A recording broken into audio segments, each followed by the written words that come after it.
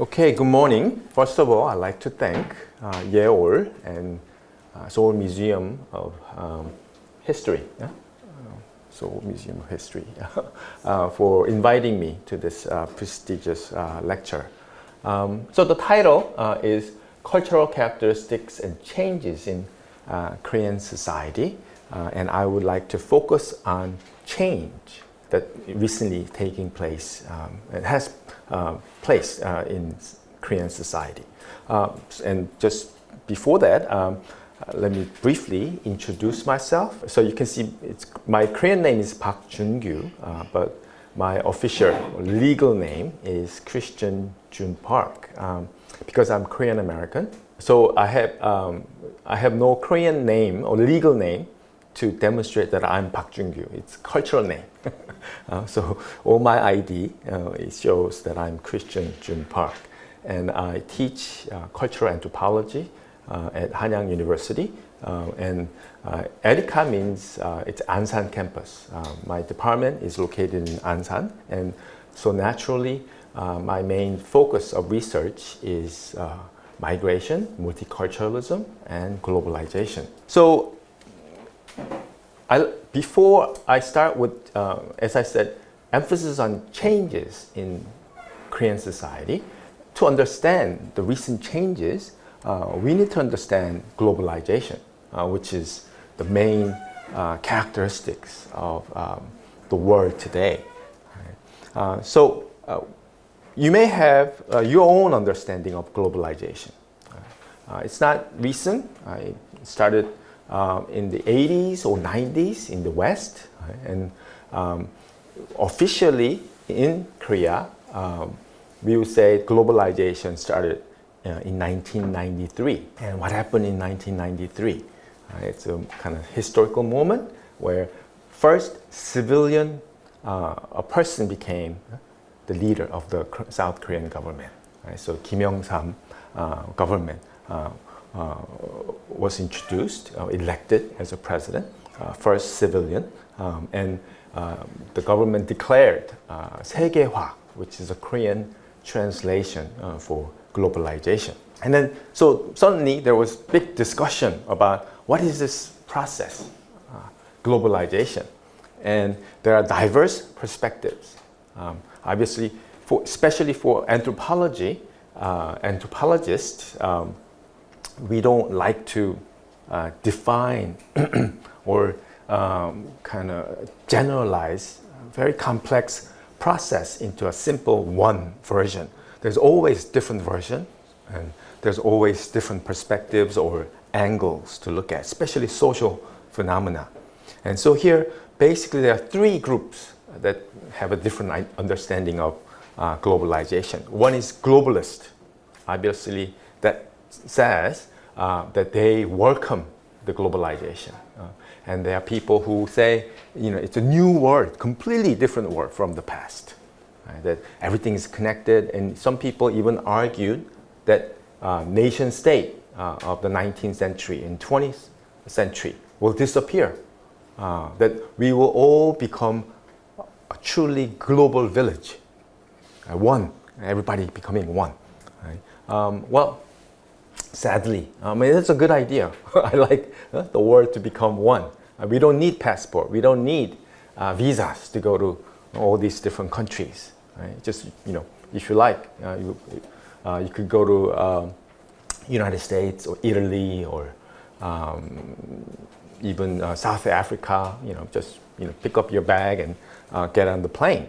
Right? But unfortunately, that has not realized yet. Right? And you need a border, especially with COVID-19, one of the kind of first truly global phenomena, border of nation state has strengthened. Right? So it's a little bit overgeneralization of the process. And then there's in the opposite end, we have skeptics, people who ask questions, always negative, reject. Right? So globalization for them is nothing new. Actually, we were more global. They would argue that we were more globalized in the 18th century. Right? Think about it. What happened in 18th century? Right? Or even maybe 17th century? This is when British Empire basically ruled the world. Right? And there was a saying that sun never sets in British Empire, right? Because they controlled vast regions of the world, and they spoke English, and they had same system in a sense. Right? So they were very much homogenized, one world actually. Right? So if we are calling this period as a world where there's one global culture, skeptics are saying, well, in the 17th, 18th century, we had more one unity under the empire of Great Britain. Right? So there are skeptics, you know. And then third group, where many anthropologists and I would support, is that globalization is both in a sense. It's new, but nothing new. It's something, you know, continuation from the past. So it is more like an evolutionary approach. That things, especially culture and society, our relationship, evolve, change, but not really from completely new. Right? We take it from the past and we tinkle, we work it out, right? And we mix things together from inside or the outside and create something that seems like new, but it's not really new. Right? So actually, this is a very important perspective to understand changes in Korean culture. Some people might say, oh, this is a completely new thing. And people say, is it really Korean? Right? Like K-pop. Right? There's nothing Korean about this K-pop. They're all English. Right? They're all foreigners. But then there is something about Koreanness in K-pop. Right? So this is something not new, entirely new, but something also not complete continuation of the past. There's always mixture of things, evolutionary changes taking place, not only in South Korea, but everywhere in the world. Right? So here, instead of trying to define globalization, people try to describe the phenomena. And they can distinguish, there are different processes. One is outward flows, right, that goes out to the global. Right? And obviously it's global culture, right? Universal culture, somebody call it. Right? So everybody is wearing pants, jeans, t-shirts, right? Drinking Coca-Cola, right? Fast food concept, all these things are global culture. English is also a global culture. Right? But also, there is globalization of science everywhere in the world. We think 2 plus 2 is 4. Right? We use Romanization number. Right? Math is a universal language, right? Knowledge, and then we have world religions. Right? Buddhism, Christianity, Islam. There's the 3 biggest religion in the world. Basically, also influences the world. And then biggest is modernization or modernism. Right? So basically, modernism is actually a local knowledge started in the West, but today it's everywhere. Basically, so it's a great example of globalization, outward movement. But we do have inward movement, inward flows. Right? So there's always action and reaction in cultural and social processes. And so when we are encountering when people encounter global culture, or it could be tamed as like American culture, right? So another word for globalization is Americanization. Right? Because t-shirts, where did the t-shirt come from? Where did the jeans come from? Right? So when you think about all this popular global culture, they're all mostly from United States. Right? But then you can say, where did then American culture come from? Don't stop asking where did the global culture come from. It's, it's from the United States, America. It's American culture. But then where did the American culture come from? Well, it's European culture. So where did the European culture come from? Well, it's a Roman Greco culture. Right? Where did the Roman and Greco culture come from? Well, people say it's Egyptian culture. Where did the Egyptian culture come from? It's a Mesopotamian culture. Right? So then we all began to see from the past, there's always this outward and inward flows of people and culture. But this is interesting, what we call localization or regionalization. So upon this outward flows of global culture, people tend to say, oh, this is a little bit different. And people say, oh, I don't like this sudden change. It feels like I'm losing our kind of own local identity. Right? So they look back at their past. They try to reflect how are we been living to this point. Right? And so they say, oh, we are forgetting our traditional culture. So there's a revitalization of traditional culture. And one of the example is 사물놀이. 사물놀이 is what we call farmers' music, traditional Korean music. But they have basically incorporated Western stage culture, right, performances. So instead of doing it in the field, right, they do it on the stage, and they have reduced the number of instruments to four elements, main elements, and became a very important Korean traditional performance. Right? So because it would be difficult to have like 20 people perform in the theater or inside a building or in urban settings where Korean society have urbanized. Right? So K-pop is a good example also. Christmas, okay, it's a global culture, but actually there's a Korean Christmas. Korean Christmas is very different from American Christmas or European Christmas. Right? It's not really religious. It's very much, as you know, dating, a day out in the cities. And we have local festivals, rediscovery of local festivals, and then what we call hybridization. We have a process called hybridization, the mixture of cultures. Right? And to me, one of the most representative example of this hybridization is 짜장면.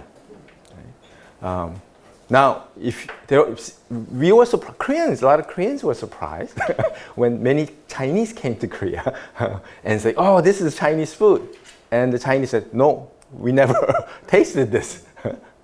Why? Because this was localized. 짜장면, black bean sauce, noodle, is very Korean. So it's catering to Korean taste. And kimchi burger. Now, kimchi burger, there's some store or shops, restaurant that would sell kimchi burger, but usually kimchi burger is popular in United States or in the West among overseas Koreans. They have created the local food of the Europe or United States and added their ethnic traditional elements to it. And there are many fusion foods like this. And we call this transculturalization or third culture. So I'll come back to this when I'm explaining changes in Korean society. So many scholars now talk about it's not really globalization. Combining outward and inward flows, it's glocalization. So adding global and local into one word. Or transnationalism or transnationalization. So I'll come back to this when I explain concrete examples through Korean society, changes in Korean society. So before talking about change, we have to talk about how did it change from? Right? So the past, Korean traditional culture. What does it mean when we say Korean traditional culture? Right? Well, it's very long. People say we go back 5,000 years. Right? But it's too long. That's too long. History is basically based on written records.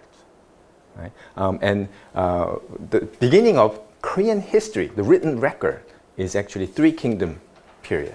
Right? But now, many historians say maybe we shouldn't call it Three Kingdom, maybe Four Kingdoms, because Gaya is very important. as very distinct.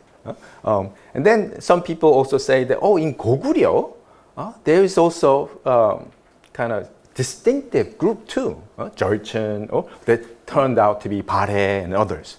Right? So should we call it 5 kingdoms? Right? So this is happening because history, the past, is actually how we interpret in presence. And with the new discoveries, new knowledges, new informations, people changed the interpretation of the past. But anyway, let's stick with official version, 3 kingdoms. Right? And it is Goguryeo, Baekje, 신라. Right? And it was 신la actually receiving and under the Chinese influence and importing Buddhism, they began to centralize its power and succeed in unifying neighboring countries or kingdoms. So we have unified 신la. And that's from that point on, we have more or less unified control or territory over the Korean peninsula. And then we have Goryeo and then Joseon. They are dynasties that we can describe. And then very briefly, 대한제국. Right? The last king declared that Joseon is not a dynasty, a kingdom under the tributary status of China. Actually, we are empire. Right? So he declared, Gojong declared that Korea is 대한제국, right? Empire of Great Korea, or Han. But then quickly fell and became the colony of Japanese colonialism. And then, as you know, moving into modern period, there's liberation after the end of World War II. And unfortunate event is Korean War and the Korean division. Right? But a lot has changed after this. But history, when we talk about history, this is pretty much what we are talking about, modern history. Right? And then, since we are talking about globalization and flows of culture, Chinese influence was very important, right, from the beginning. Right? And as I said, apologize for the Romanization system. I mixed the Korean Romanization system and then Chinese Romanization system. So Tang is Korean pronunciation of Tang in China, and Song Wen in Korea it would be one in Korean, right? But in China it's Wen China. Right? So and Ming and Qing is Korea Chong. But I just paste and got together the familiar terms that I use for many years. So traditional period, Koreans, the Korean culture. When we talk about Korean culture and characteristic, people talk about signification and Confucianization. We need to distinguish these two processes. In the traditional time. Signification is basically becoming like China. Right? And so adopting Buddhism, adopting the administration system, adopting imperial system, knowledge and culture. Right? Because China, as it claims, is a middle kingdom. Right? The center of the world, actually. And many knowledge, many advanced systems of governance and everything started in China and spread to neighboring kingdoms and areas. But then there is much more important process called Confucianization. Right? Confucianization is similar to signification, but very different. It is a kind of philosophy, ideology that began with ancient philosophers in China and credited as Confucius, a person who have started this line of thoughts. Right? And when it came to Korea, when it was received by Koreans, they have created, they took their own path for Confucianization. It's very different from China, very different from Japan. Right? So that's what we call Confucianization. So briefly, Confucianization of Korea. Right? So first, Confucianism came to Korea in 372 CE, Common Era. Right? So in Goguryeo, during the Three Kingdom period. So it came a long time ago, not Joseon, but from time much more earlier. Right? And first Confucian Academy was established during Silla, 682. Right? And Unified Silla was first to introduce examination system according to the Chinese system. There's a signification, but also considered Confucian classic as the basic study material. So all the elites or educated people are learning through Confucian classics. Right? So then that's pretty much how, more or less here is signification. But then real Confucianization of Korea took place during Joseon period. And when we get to Joseon, it's 14th century. And this, by the time Joseon receives Confucianism, it's completely new, but not really truly new. We call it Neo-Confucianism, 성리학 in Korean. And Juhi or Juja was the leading scholar or philosopher at this time. And they have reinterpreted traditional Confucianism to meet the reality and situation of 14th century or 13th century this time. Right? And for Korea to Confucianize, it took 200 years. It wasn't overnight. So many historians distinguish Joseon into two periods, early Joseon and later Joseon. Right? And some people even argue that it's a completely different society, right? Because of this Confucianization of Joseon. Right? And at the end, what became of Joseon is that it is consisting of primogenital descent groups, building on maintaining and enhancing prestige. Right? Before it wasn't, but at the end became primogenital descent group. What that means is first son based patrilineal kinship group. Right? And that basically ruled most of the aspects of Joseon elite society. Right? And 성리학, they were very complex, but what they emphasize is filial piety and four major rites or ritual. Right? 관혼상제 became very central in the Korean culture. Right? And it is coming of age, marriage, funeral, and most importantly, ancestral ritual. So what is Neo-Confucianism? Right? It is a phenomenon of Southern Song, right? Or Song or Song, right? From 1100 CE to 1200, right? So about 200 years period. So it began in China earlier, but because of Jurchen occupation of North China, Korea was isolated from this change. Right? And it was actually in 13th century when China, that Korean scholars encountered this new trend, new school of thoughts in China. Okay. And this is very interesting is that one of the reasons that Koreans received Neo-Confucianism was because Mongol invasion of Goryeo. Right? And many elite princes, especially crown prince, were exiled in China during this time, marrying the king of Mongol Empire, Kubilai's daughter.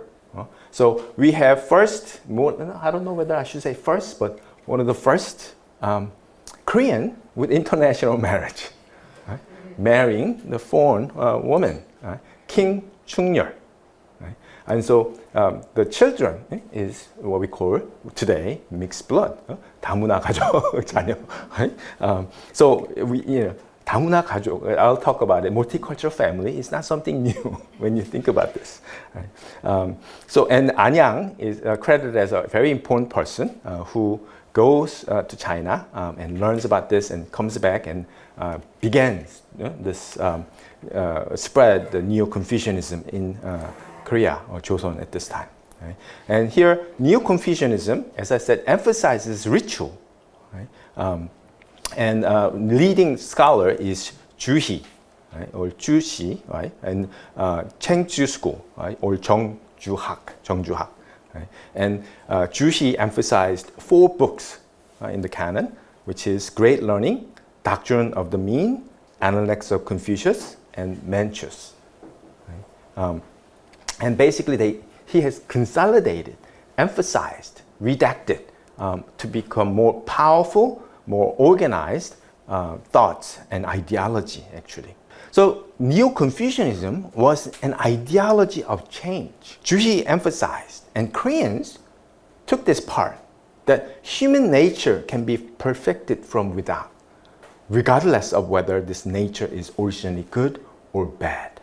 So the meritocracy of Joseon basically came from here. Every person can be perfected through learning. Right? So this is basically really advanced, progressive ideas at this time. But how do you learn? How do you perfect yourself? And Confucian scholars thought that key role was rites and ritual. That's why ancestor ritual was so important. The rites and rituals are correct acts in the outer realm that exert a profound impact on the inner disposition of man and address beyond the individual, the collective of kin, and a wider sense, society at large. So through ritual, through practice, you perfect yourself. You cultivate. So Neo-Confucianism of Korea is more about self-cultivation. Right? And through self-cultivation, you govern the society. So canonical literature at this time for Korea was Lichi or Yegi, Ure, Book of Etiquettes and Ceremony, and Jure, the Rites of Jew. And Korean Neo-Confucians came under the spell of this canonical literature and interpreted it in the most literal sense. This belief demanded the creation of an appropriate environment in which human nature will be realized to its fullest. Right? So here, very important, creating an appropriate environment. Right? So it's not just relationship, but they are really serious on building a village, building a house according to this ideology. Right? So this is a typical Yangban house. Right? So architecture blends in with this ideology. So we have basically a wall or of the house, and then the main building is divided into what we call inner section and outer section. Right? And 사랑채 is called outer section. Right? And this is where men reside, inhabit. Right? And 안채, inside, is where women reside. Right? So it's like the husband, even if you are husband and wife, husband do not stay in inner section all day long. Right? So it's like a separate house. They occasionally visit the wife. Right? And men need to stay in this area, outside, and invite the guests and learn and study. And it's all about trying to contribute to the society. Right? So there is a very strict division of inside and outside, right? A gender division. And also on the left you see is 사당, it's ancestor ritual. It's very important space. Right? So all this is kind of replica, the universe of Neo-Confucianism. There's a detail. I'm sure there was a lecture on Korean architecture, and all the doors, the size of the doors is a little bit lower. So whenever you pass through, you have to bow, and always reminding yourself that your life is about self-cultivation, perfecting being humble, being respectful of all this. Right? So it's very much built into the architecture and expressed. But this complete division of gender division of role, not like today. Not like today. There was a very important concept called 내조, which is different also in today's society. Let me talk about 내조 and 내외. Right? So inside and outside. Right? So while the man's outside role was to bring honor to the family by having an active community life in the public sphere, the practical responsibilities involved in managing the household economy on a day-to-day basis fell upon the woman in the inside. Right? So actually there is a scholar arguing that, you talk about Confucius management, right?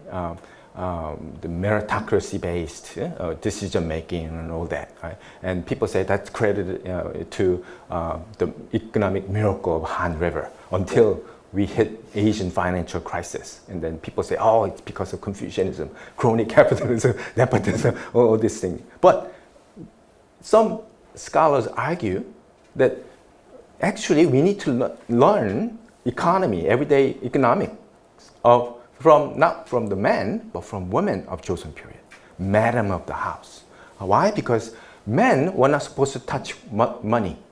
They're not supposed to think about the daily runnings or local running lives. They're only to concentrate themselves on self-cultivating and learning this canonical literature, memorizing and conducting the ritual, ancestral ritual. But on the other hand, women, especially if you are the madam of the house, right, had control. She loans out the rice, the harvest, money to local farmers.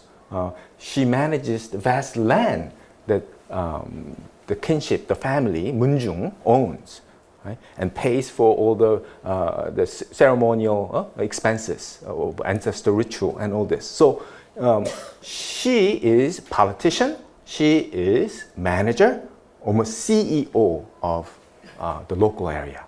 Right? So this is the status that the Korean women lost after modernism. Right? And they are just now demanded to support the husband. But in Joseon, when madam of the house, 안방마님, supported the men, right, men will go to the court, right, and have a title and become an officer of the court. But that helps madam to become much more powerful in reality, right? More independent in the local realm. Right? And they had a total control of the domestic sphere. Right? So this is things that we need to understand and remember. So that's Neo-Confucianism and how it affected gender relations. But also, it shaped the new social structure of Joseon. Right? And Joseon, you have to understand that it is legally divided into Yangmin and Cheonmin. Right? It is a caste system. It was a social status system. Right? There's a debate about whether we should use the word caste, right, or social status, because caste has a very negative connotation. Many Korean scholars prefer social status system, right? Because there was some mobility involved. But that's another time for debate. And here there are three basic classes. Right? 양반, the literati or aristocrats, noble class, and then commoners, right? And also the outcasts, we call it outcasts, cheonmin, or slaves, we call it even slaves, or some people prefer to call it servants, but I will say that they are slaves. Right? So 양반 refers to noble class, but literally it means two orders of officials. 문반, literally civil officers, and the muban, which is military officers. And during the Joseon period, people consider munban having higher status than muban, the military. Right? And the commoners were the majority of the population. Right? So we don't quite know how this divided, but roughly, some sociologists, I think, have came up with a number, which is pretty universal throughout. 20-80%. 20 ruling class, 80 kind of majority. Right? So we would say commoners consist of 80% of the Joseon population. Right? So Neo-Confucianism, right, when it came and took 200 years for it to become local, right? But actually it remained mainly among the 20% of the population. That also needs to be understood. Right? And here during this Joseon period and even before, slavery was a major social institution in Korea from the Three Kingdom periods to its abolition in 1894. Right? So that's when Korea kind of modernized, truly modernized. Right. And during this caste system, we have what we call Sunbi culture. This is also things that we need to understand the contemporary Korean cultural characteristic. Right? This is very unique. The Sunbi, scholar, literati, followed a strict code of conduct and believed they had a moral duty to lead society in the right direction. Self-cultivating, right? Very importance of ritual, but also they have this philosophy that we are the guest in this world. Right? So we need to protect, we need to manage, and we need to care. Right? So this was very much progressive in Korean contemporary time. Right? And Sunbi were to live life in modesty and perpetual learning in order to attain perfection of character, not only through knowledge, but also by adhering to the rightful path. Right?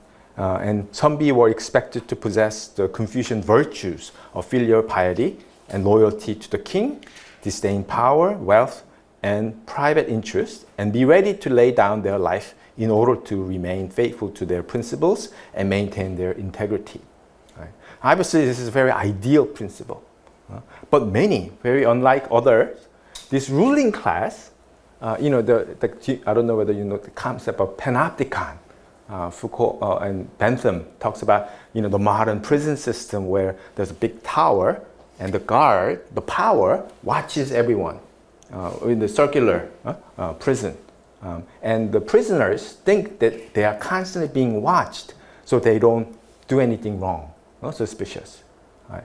But in this one, it's completely reversed. Sunbi, having this philosophy, they see everybody's watching them. So they need to act proper. Right? So when the rain comes, you saw in the movies maybe as comedy, right? When they even, all of a sudden there's rain, right? The Sunbi should not run. Right? So it's like, everything is gentle, everything must be, and obviously they should not worry about money. Think about money. Right? No worries, no stress.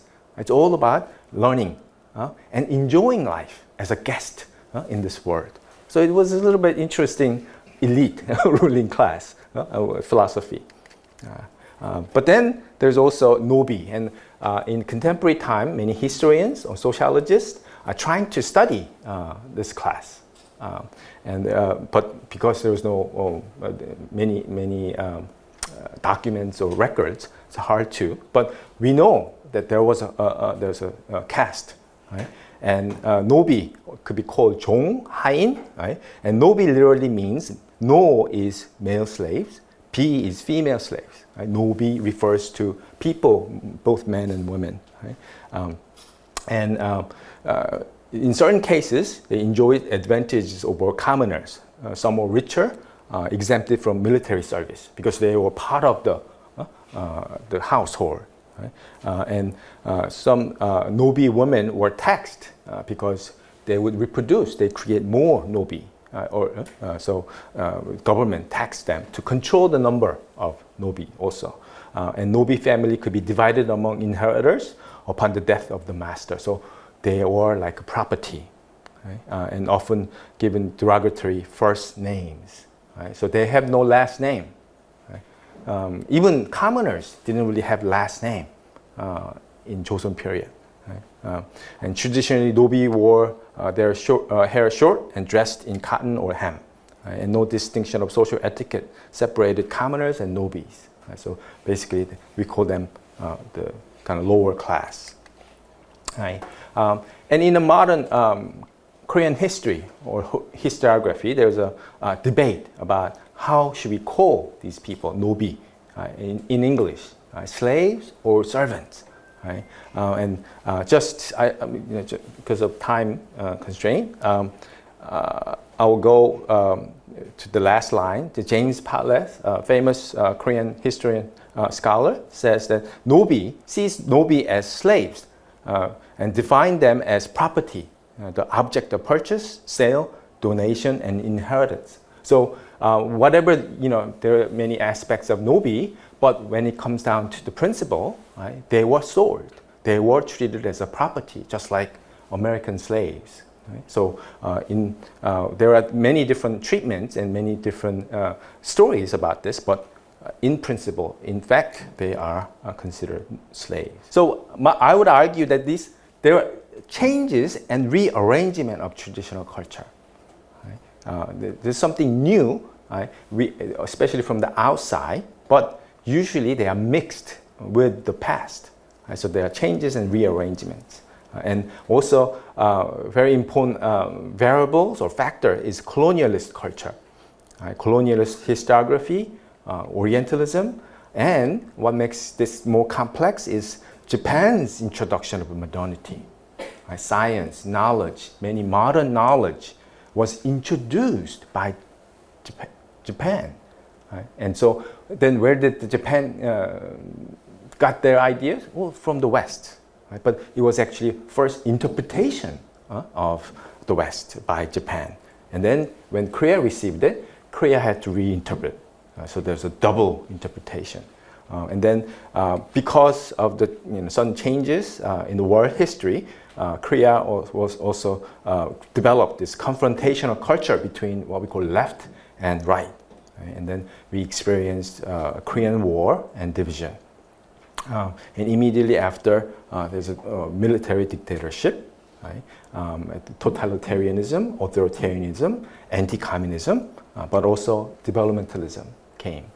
And through this, Korea was able to achieve rapid economic growth. And then we have what we call 빨리빨리 culture. Right? It's a popular culture, not really, because everybody has a 빨리빨리 culture, but now I think there is certain legitimate feel to it, because whenever you go to the United States or Europe and you go to restaurants, many Koreans get frustrated because of the service, the speed of the service. And also internationalization, globalization, hybridization is the process that affects the contemporary Korean culture. But when we talk about Korean culture, and especially with Korean wave, I think we need to talk about Korean diaspora. So after Joseon, at the end of Joseon, Koreans began to emigrate, move outside because of the hardship. First they went to China, the Far East, right? And then during the Japanese colonialism, Japan, and then United States and Europe in certain places also. And today, there are more than 7 million ethnic Koreans. And they can be also further divided into old-comer and newcomer. So the kind of modern period and the contemporary period. Right? And in United States, there are many Koreatowns, Korean American community. In China, we call Korean Chinese or Joseonjok. Right? And in Japan, there are Jainichi, they call it Jainichi, Koreans in Japan. But also, not many people know about this, but there is also people labeled as Joseonjok, not Joseonjok. Jok is an ethnicity, Jok is a 국적, as in affiliation. Joseonjok. It's because that they refused to choose North or South Korea. So Japan said, okay, you are from past Joseon dynasty. You are affiliated with the no longer existing Joseon dynasty. So they call it Joseonjok. And they are stateless because they do not affiliate themselves with North and South, modern nation state. The number is very much dwindling, but there's still people who hold on to this status. And I have a quotation mark, Japanese, Korean Japanese. This is a very American way of labeling people, calling people. Korea in the front is ethnicity. And obviously Japanese means citizenship. And many Chinese would be classified as Korean Japanese. But they would say, no, I'm Koreans living in Japan. Because Japan has never fully addressed and apologized, redressed the colonial period. So Korean Japanese is very American style labeling. And if you say, oh, you are Korean Japanese, they will get mad. So no, but they would have a Japanese passport. So it's a very cultural identity that you need to remember. So moving on, when we talk about contemporary Korean culture, we have to talk about globalization of South Korea. So I use now at this point South Korea. Why? Because here pretty much we are talking only South Korea, not North Korea. I have no knowledge of North Korea, and whatever I know is from South Korean media. So when we talk about globalization of Korea, specifically, I need to disclose that it's South Korea. And now, started in 2016, there's 2 million. So people say, oh, we are now close to becoming multicultural society. But today, it's 2.5, and some estimate that 2030 or past 2030, it will reach 10%. And 1 out of 10 will be foreigner, non-Korean, actually, living in Korea. And not just that, we have different enclaves or clusters. 설해마을, known for French enclave in Pampo. Itaewon is international. We have Muslim mosque, is African migrants, U.S. Army. 대림동, Yanbian Street. It's mainly Chinese and 조선족, Korean Chinese. 대학로, if you go to 대학로 Cathedral, every Sunday you will see Filipino Filipina migrants gathering. And then 안산, 파주, 광주, 천안, all these cities, there was known for enclaves. And Ansan is where my university is based, is the most concentration of migrant workers and foreigners in South Korea. So I would call it multicultural capital of South Korea, Ansan. And this is the illustration from Korea Foundation when they featured Ansan as multicultural district. And then there are other streets, 거제도 Foreigner Street. Why? Because there's a shipbuilding yard, and when they are building ships, it takes long, 1 year to even much more periods. So the owner or the companies or country that ordered the ship will send the representatives, and mostly professionals or sometimes also workers, because when the ship goes back to their country, you need workers to fix it or maintain it. So they would send the foreigners to Korea to learn on building and maintaining the ships. So that's when the foreigners come in, but also we have particular group of foreigners. Right? It's called multicultural families. Right? And 2007 was kind of peak in a sense, where that year 11,000 couples were international. Right? And now from that point on, kind of decline a bit, but still we have every year a good number of Koreans, men marrying foreign women, migrant women. But it's not unique to South Korea. Japan and Taiwan also saw the increases. And here, usually men marrying, rural men marrying Southeast Asian women. But the average age gap is 20 years. Right? But in the past, Korean women also married American GIs or foreign men. And many scholars discuss this as a hypergamy or hypogamy. Are you marrying up or are you marrying down? Right? That's also interesting cultural phenomena. Right? And number has increased. So in South Korea, we have reinterpretation of myths and folk tales using and to reflect on the social phenomenon. And one is 단군 myth, as I said. Right? How you remember how 단군, son of Hwanung and Ungyo, was born. Right? And basically, heavenly God came down, and tiger and bear came to see him and say, "How can I be human?" Right? And bear became a woman, right? But no, everyone rejected her. So Hwang said, "Okay, I'll marry you," and take. So it's pretty much, I don't know, international or interspecies marriage that our founding myth began with that. But also, this is a new interpretation, is naturalized Korean. Bear is naturalized Korean. There's a specific period, specific process to become a Korean. And so we have many, in last year, 2023, 220,000 people who have naturalized. They have Korean passport. And I'll show you in the picture later. And then also another negative is the fairy and the woodcutter. Remember the story? The woodcutter saves a deer. And deer says, "Oh, I'm grateful." I think he's kind of bad guy. But he said, "Okay, come to this place at night," whatever.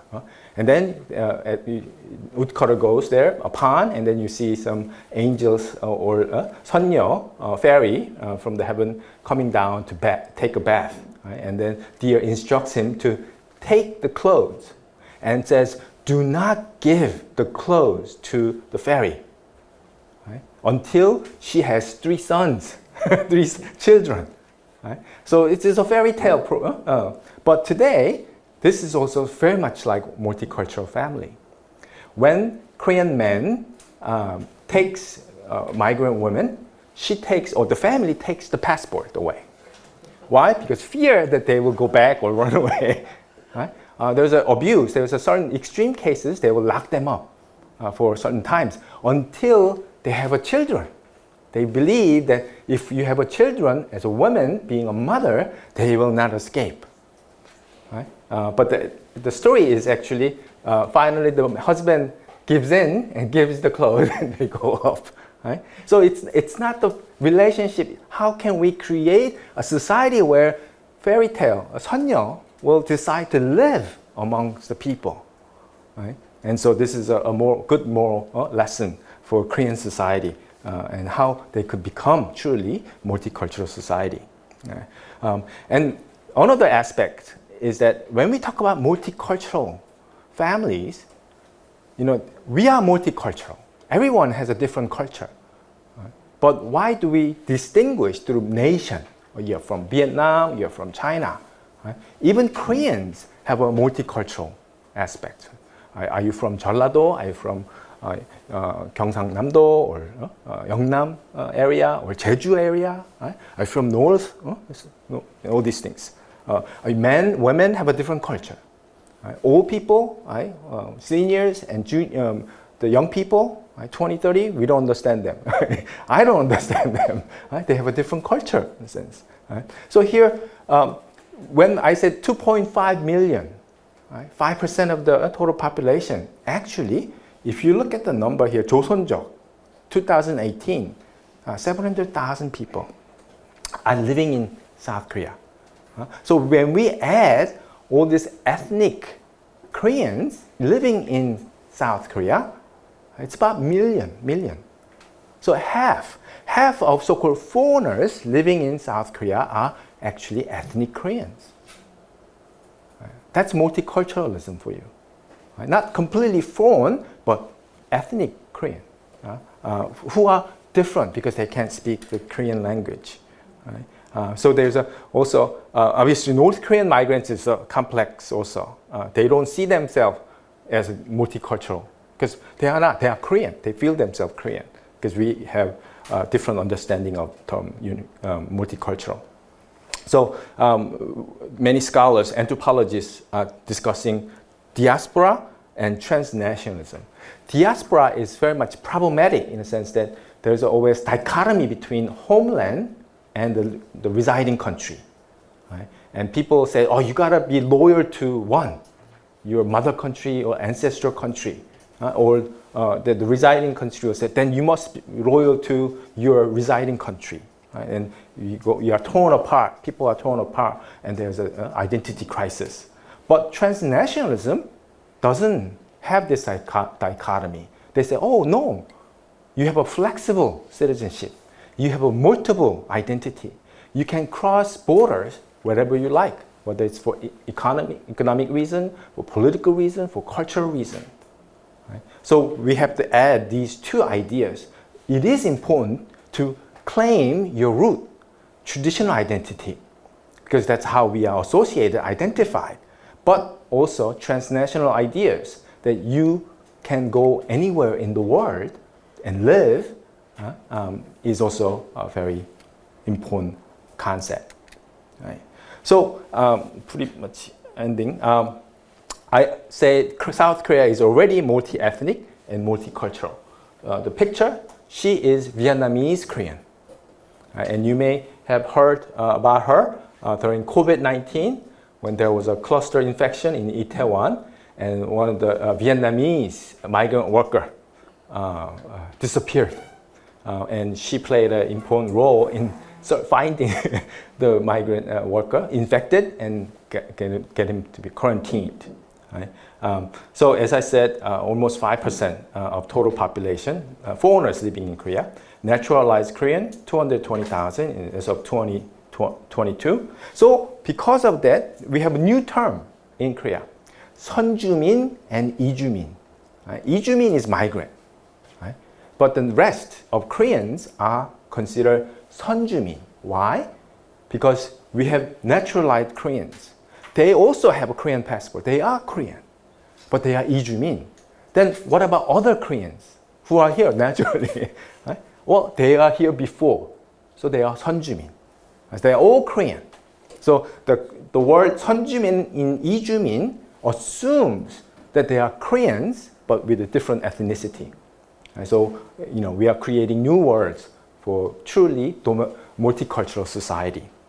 And also, a very important change is that before, many migrants were short-term migrants, working for 4 years and going back, maybe coming back, but there's short-term contract here. But more and more migrants are coming as a permanent residents. Well, there are more ethnic Koreans from Central Asia. So if you see the numbers, from 2011, only 300, right? But 2023, 900. So increased almost 3 times, and it will increase more. And the Korean government is trying to switch from short-term migration policy to permanent migration policies. Right? So we need to prepare for immigrant society. We are multicultural society, but then we need to create a society for immigrants. Yeah. And lastly, that reflects, I think all these changes is reflected in Korean wave, or K-pop. Right? The Korean wave, Hallyu, was actually coined by Chinese in 1997. So Koreans didn't know about this. That, foreigners are interested in Korean culture? Oh, I don't know. Right? But all of a sudden, Chinese, Japanese, Americans, Europeans are now, especially young people, are being interested in Korean popular culture. In Japan, we saw 겨울연가, winter sonata, and people were surprised. Many middle-aged Japanese women were falling in love with the drama and visiting South Korea. And then finally, Korea accepted this and labeled it as Korean wave or Hallyu. Right? And it is actually international flows of cultures, people, and commodities, or transnational circulation and consumption of popular culture, Korean cultural and media products. Right? It's very academic definition of Korean wave. Right? But again, it's nothing new actually.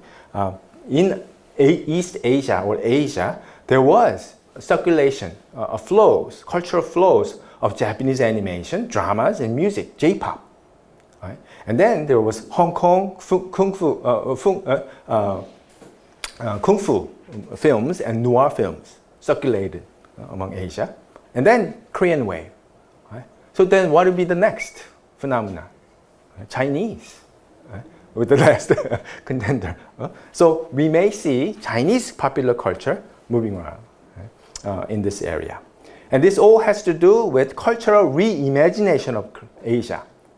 And as I research on Korean wave, it's not really Korean wave. And I would say K-wave. Right?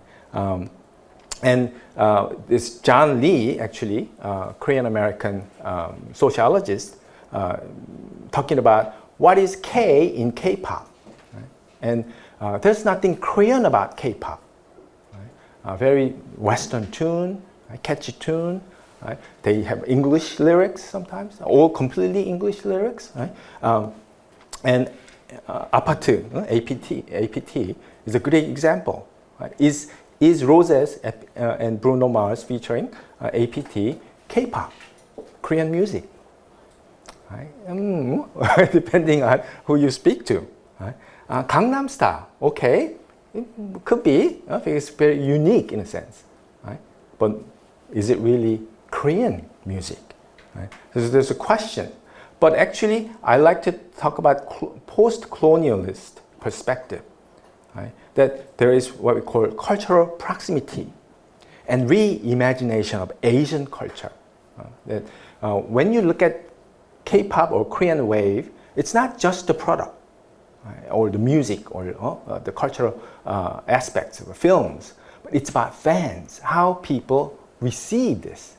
And in Asia, there are very interesting different phenomena that consumers are no longer passive, but they are active agent, reshaping. They email, they will message the TV station or the drama production company, don't kill the antagonist, don't kill the protagonist, and they will change the story.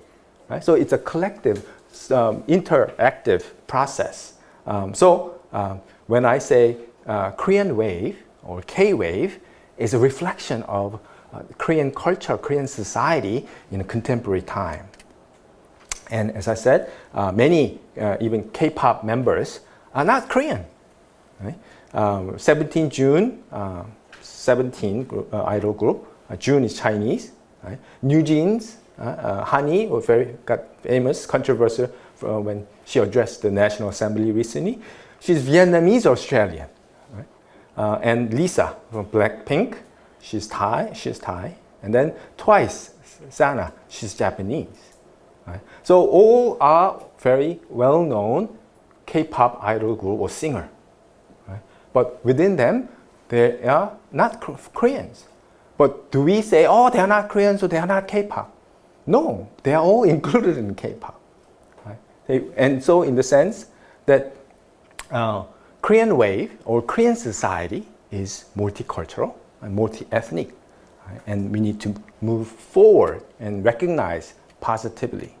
Right? And as I said before, Korean wave is received differently in different countries, Taiwan, China, and Japan, right? With their own characteristics and background. Right? So Taiwan, it's localized, subtitle and dubbing is very important. China, it's more of a formation of Chinese traditional culture, nostalgia. In Japan, same thing, nostalgia of innocence and memories of youth. And first was Yonsama phenomena, as you can see. So when we say, oh, they are dominating East Asia, no, not really. Korean waves, once they go, they become Japanese Korean wave, Taiwanese Korean wave, Chinese Korean wave. That's the nature of culture. And how you practice the agency is very important. Okay, thank you for your attention. I'll end this.